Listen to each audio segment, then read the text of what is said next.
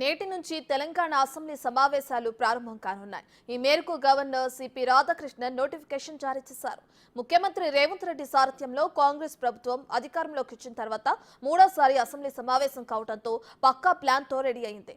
పాలనలో దూకుడుగా ఉన్న రాష్ట్ర ప్రభుత్వం ఈ అసెంబ్లీ సమావేశాల్లో కీలక బిల్లులకు ఆమోదంతో పాటు ముఖ్యమైన అంశాలపై చర్చించి కీలక నిర్ణయాలు తీసుకోనుంది.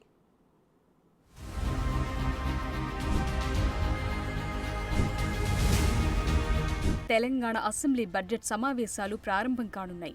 ఉదయం 11 గంటలకు సమావేశాలు ప్రారంభం కానున్నాయి. దాదాపు 10 రోజుల పాటు బడ్జెట్ సెషన్ జరిగే అవకాశం ఉందని అధికారులు తెలిపారు. అయితే లోక్సభ ఎన్నికల దృష్ట్యా కేంద్రం ఓట్ ఆన్ అకౌంట్ బడ్జెట్ ప్రవేశపెట్టడంతో రాష్ట్ర ప్రభుత్వం కూడా ఓట్ ఆన్ అకౌంట్ బడ్జెట్ ను ప్రవేశపెట్టింది. కేంద్రం పార్లమెంటులో పూర్తిస్థాయి బడ్జెట్ ప్రవేశపెట్టనుంది.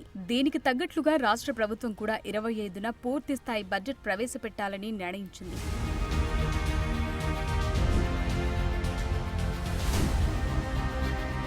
ఈ ఆర్థిక సంవత్సరానికి 2,00,90,00,000 వరకు బడ్జెట్ ఉంటుందని అంచనా వేస్తున్నారు. ఈ బడ్జెట్ ను ఈ నెల 25న జరిగే బడ్జెట్ సమావేశంలో ప్రవేశపెట్టనున్నారు. ఇప్పటికే బడ్జెట్ పై అన్ని శాఖల అధికారులతో సమావేశాలు నిర్వహించారు. పార్లమెంట్ ఎన్నికల ముందు 4 నెలల కాలానికి ఓట్ ఆన్ అకౌంట్ బడ్జెట్ పెట్టగా ఇప్పుడు ఆ 4 నెలలు కలుపుకుని పూర్తి ఆర్థిక సంవత్సరానికి బడ్జెట్ ప్రవేశపెట్టనున్నారు.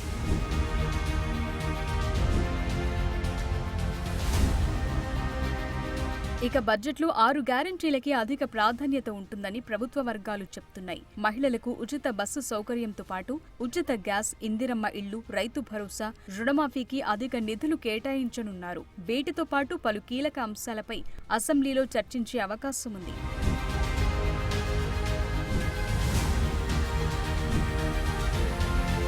10 నుంచి 12 రోజుల పాటు జరగనున్న వర్షాకాల సమావేశాల్లో పూర్తిస్థాయి బడ్జెట్కు ఆమోదం తెలపడంతో పాటు స్కిల్ యూనివర్సిటీ బిల్లు ప్రవేశపెట్టి ఆమోదం తీసుకోనున్నారు.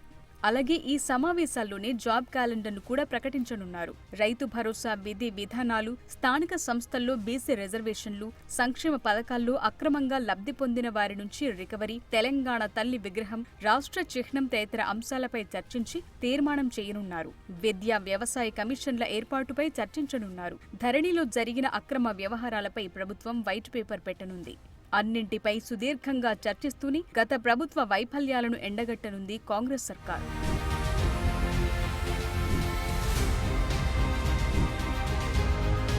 మొత్తంగా బడ్జెట్తో పాటు పలు బిల్లులు, నివేదికలను సభలు పెట్టనుంది ప్రభుత్వం. దాదాపు 10 రోజుల పాటు సభ జరపాలని డిసైడ్ అయిన నేపథ్యంలో గత ప్రభుత్వ వైఫల్యాలతో పాటు ప్రస్తుత ప్రభుత్వం చేపడుతోన్న కార్యక్రమాలను ప్రజలకు తెలియజేసేందుకు ఈ సభా వేదికను ఉపయోగించుకోవాలని ప్రభుత్వం డిసైడ్ అయింది.